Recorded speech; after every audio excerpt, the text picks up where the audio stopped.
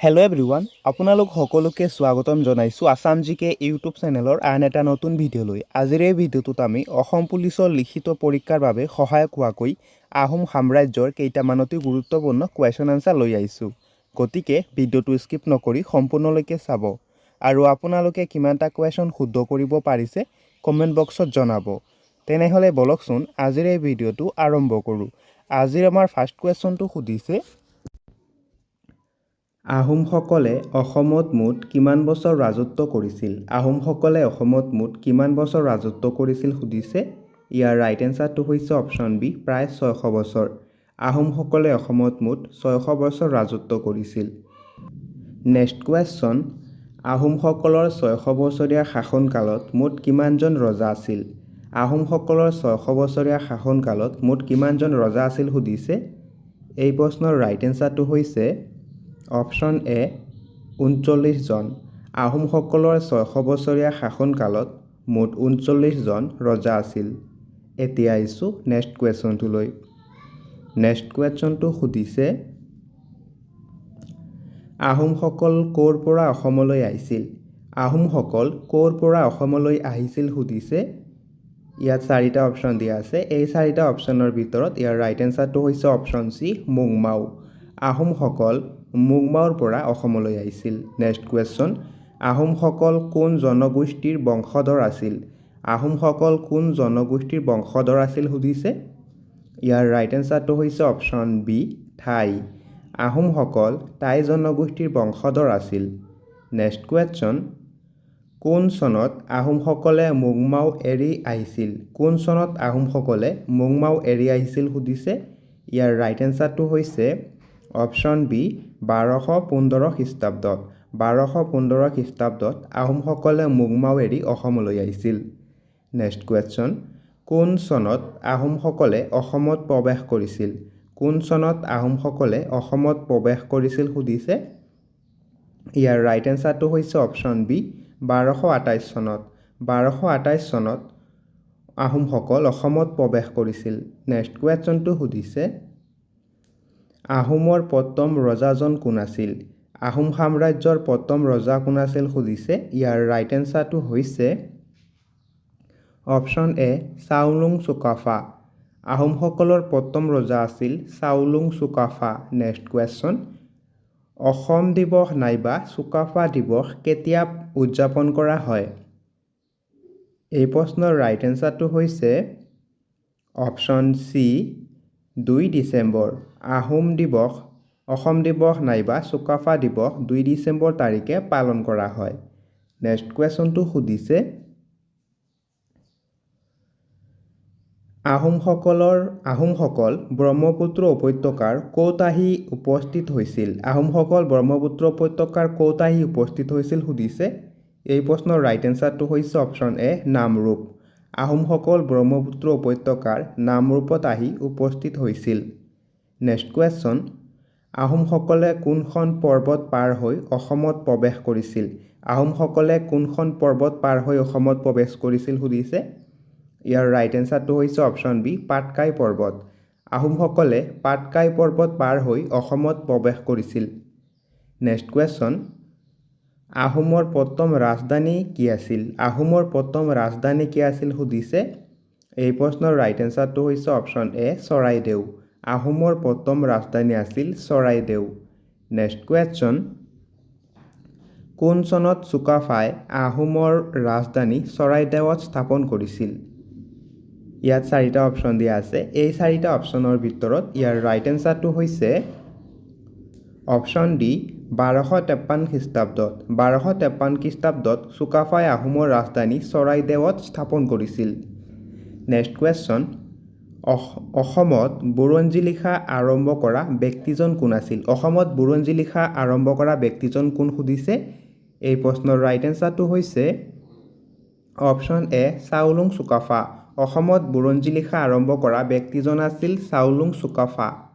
Next question, কোনজন আহোম স্বৰ্গদেৱে বুঢ়াগোহাঁই আৰু বৰগোহাঁই পদ দুটাৰ সৃষ্টি কৰিছিল? ইয়াত অপশ্যন 4টা দিয়া আছে। এই 4টা অপশ্যনৰ ভিতৰত ইয়াৰ ৰাইট এনচাৰটো হৈছে অপশ্যন এ, চাওলুং চুকাফা। চাওলুং চুকাফাই বুঢ়াগোহাঁই আৰু বৰগোহাঁই পদ দুটাৰ সৃষ্টি কৰিছিল? নেক্সট কুৱেশ্যন, কোন চনত চাওলুং চুকাফাৰ মৃত্যু হৈছিল? কোন চনত চাওলুং চুকাফাৰ মৃত্যু হৈছিল সুধিছে। ইয়াৰ ৰাইট এনচাৰটো হৈছে অপশ্যন ডি 1268 খ্ৰীষ্টাব্দত।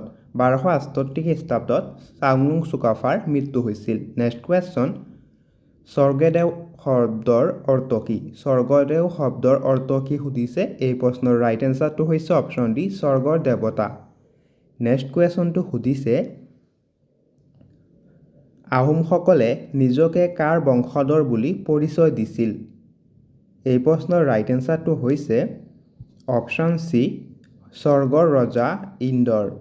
আহোমসকলে নিজকে স্বৰ্গৰ ৰজা ইন্দ্ৰৰ বংশধৰ বুলি পৰিচয় দিছিল। নেক্সট কুৱেশ্যনটো সুধিছে, চৰাইদেউৰ পুৰণি নাম কি আছিল? চৰাইদেউৰ পুৰণি নাম কি আছিল সুধিছে।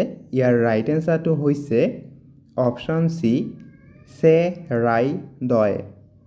নেক্সট কুৱেশ্যনটো সুধিছে, চুকাফাৰ অসম প্ৰৱেশৰ সময়ত মৰাণসকলৰ ৰজা কোন আছিল? এই প্ৰশ্নৰ ৰাইট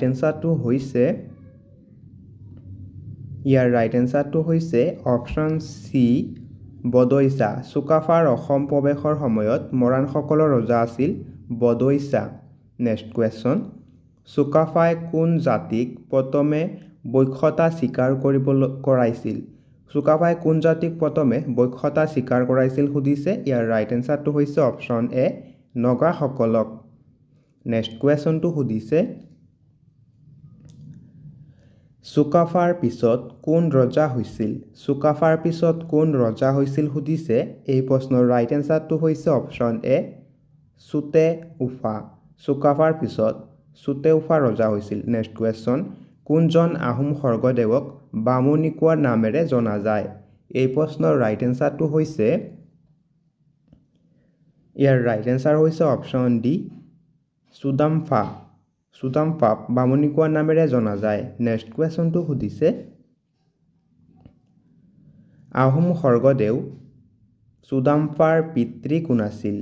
এই প্ৰশ্নৰ ৰাইট এনচাৰটো হৈছে অপশ্যন এ থাও খামতি। নেক্সট কুৱেশ্যনটো সুধিছে, কোন চনত চুদাম্ফাই আহোমৰ ৰজা হৈছিল?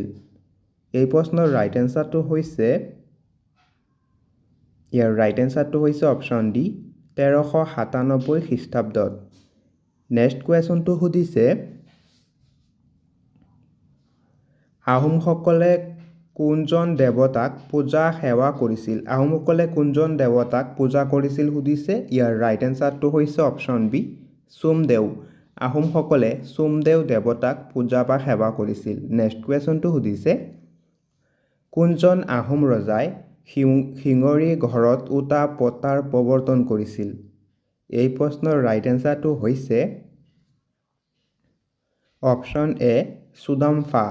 চুদাম্ফাই শিঙৰি ঘৰত উটা পতাৰ প্ৰৱৰ্তন কৰিছিল। নেক্সট কুৱেশ্যনটো সুধিছে, আহোম স্বৰ্গদেউ চুদাম্ফাৰ সময়ত আহোমৰ ৰাজধানী কি আছিল? এই প্ৰশ্নৰ ৰাইট এনচাৰটো হৈছে অপশ্যন চি চাৰগোৱা। চাৰগোৱাত স্বৰ্গদেউ চুকাফাৰ সময়ত ৰাজধানী আছিল। নেক্সট কুৱেশ্যনটো সুধিছে, হিন্দু উপাধি গ্ৰহণ কৰা প্ৰথম আহোম ৰজাজনৰ নাম কি আছিল? এই প্ৰশ্নৰ ৰাইট এনচাৰটো হৈছে অপশ্যন বি চুহুংমুং। হিন্দু উপাধি গ্ৰহণ কৰা প্ৰথম আহোম ৰজাজন হৈছে চুহুংমুং। নেক্সট কুৱেশ্যন, স্বৰ্গনাৰায়ণ কোনজন আহোম স্বৰ্গদেৱৰ হিন্দু নাম?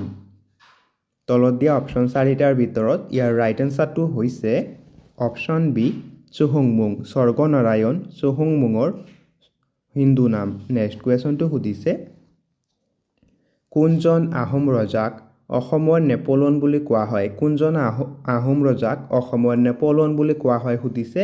ইয়াৰ ৰাইট এনচাৰটো হৈছে অপশ্যন বি স্বৰ্গনাৰায়ণ। স্বৰ্গনাৰায়ণক অসমৰ নেপোলিয়ন বুলি কোৱা হয়। নেক্সট কুৱেশ্যনটো সুধিছে, কোনগৰাকী আহোম ৰজাৰ দিনৰ পৰা কোনগৰাকী আহোম ৰজাৰ দিনৰ পৰা আহোম ৰজাসকলক স্বৰ্গদেউ বুলি কোৱা হৈছিল? ইয়াৰ ৰাইট এনচাৰটো হৈছে অপশ্যন বি চুহুংমুং। নেক্সট কুৱেশ্যনটো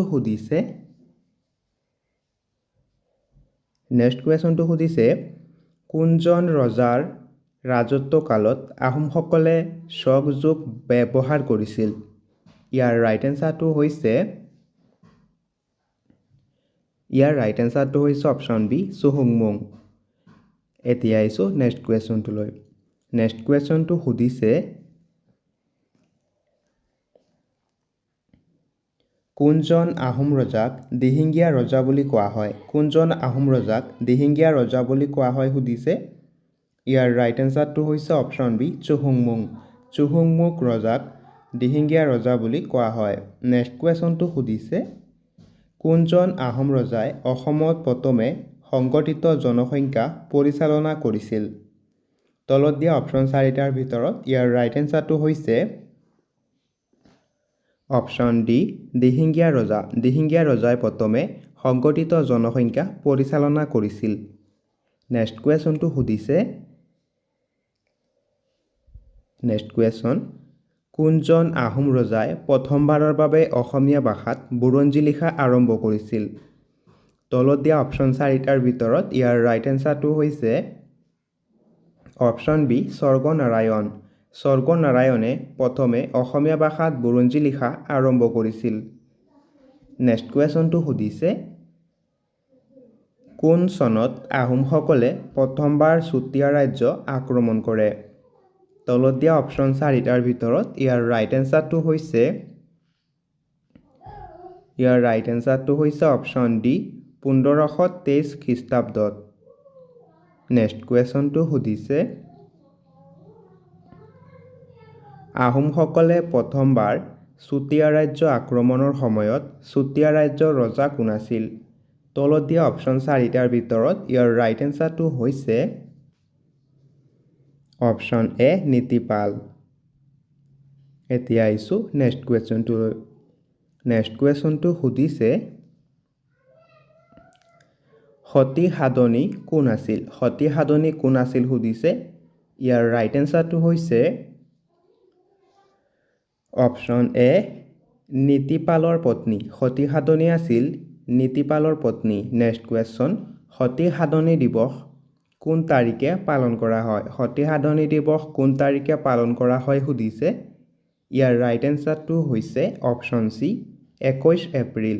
সতী সাধনী দিৱস 21 এপ্ৰিল তাৰিখে পালন কৰা হয়। নেক্সট কুৱেশ্যনটো সুধিছে কোনজন আহোম ৰজাৰ দিনত শদিয়া খোৱা গোসাঁই পদৰ সৃষ্টি হৈছিল? তলত দিয়া অপশ্যন 4টাৰ ভিতৰত ইয়াৰ ৰাইট এনচাৰটো হৈছে অপশ্যন বি চুহুংমুং। চুহুংমুঙৰ শাসনকালত শদিয়া খোৱা গোসাঁই পদৰ সৃষ্টি হৈছিল। নেক্সট কুৱেশ্যন আহোমৰ প্ৰথমজন শদিয়া খোৱা গোসাঁই কোন আছিল?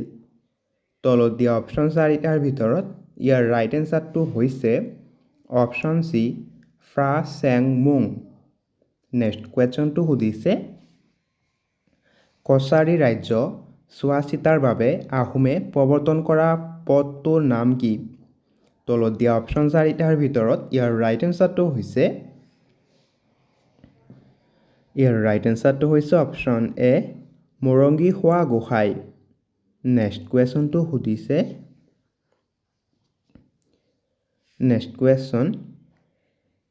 কোনজন আহোম ৰজাৰ সময়ত কছাৰীসকলক তাপিতা বা সঞ্চিতা বুলি জনা গৈছিল?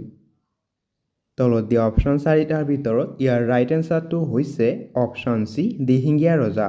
দিহিঙীয়া ৰজাৰ সময়ত কছাৰীসকলক তাপিতা সঞ্চিতা বুলি জনা গৈছিল। নেক্সট কুৱেশ্যন কোনজন আহোম ৰজাই বৰপাত্ৰ গোসাঁই পদটোৰ সৃষ্টি কৰে? তলত দিয়া অপশ্যন 4টাৰ ভিতৰত ইয়াৰ ৰাইট এনচাৰটো হৈছে অপশ্যন চি চুহুংমুং। চুহুংমুং ৰজাই বৰপাত্ৰ গোসাঁই পদটোৰ সৃষ্টি কৰে। নেক্সট কুৱেশ্যন আহোমৰ প্ৰথমজন বৰপাত্ৰ গোসাঁই কোন আছিল? তলত দিয়া অপশ্যন চাৰিটাৰ ভিতৰত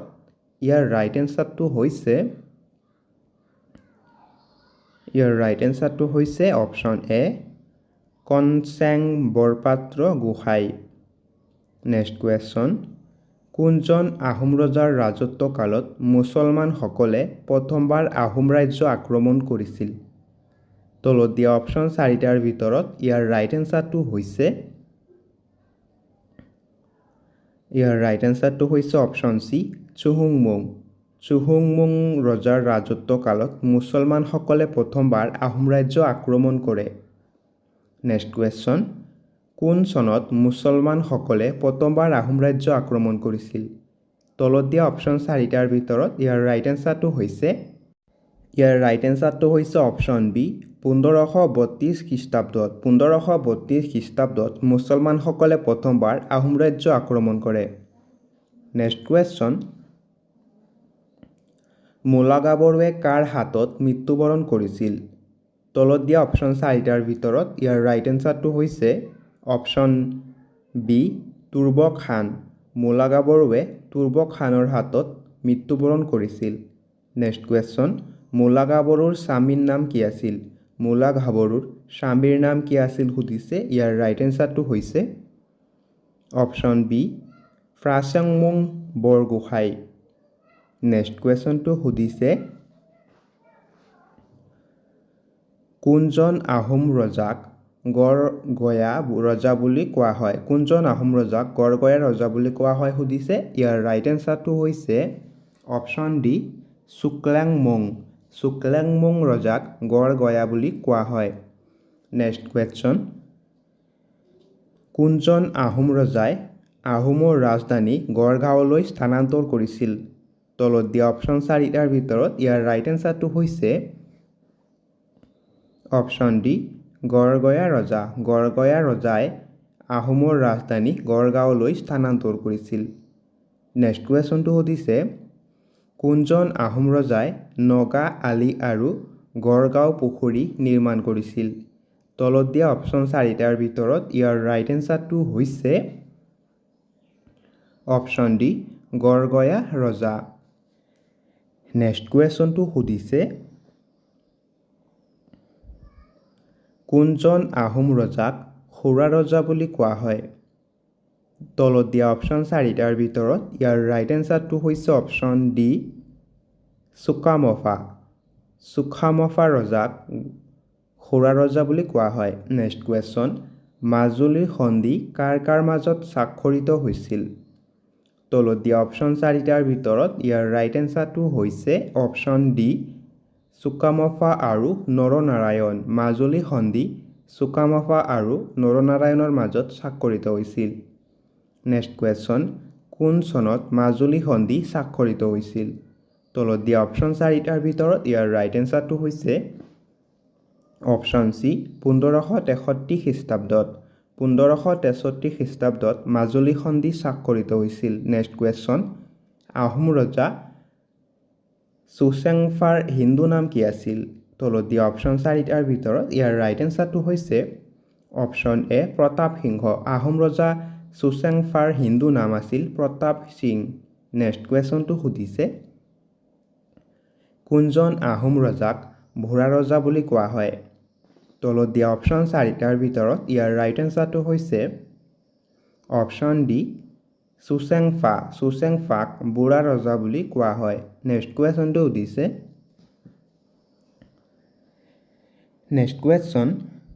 কোনজন আহোম ৰজাক বুদ্ধি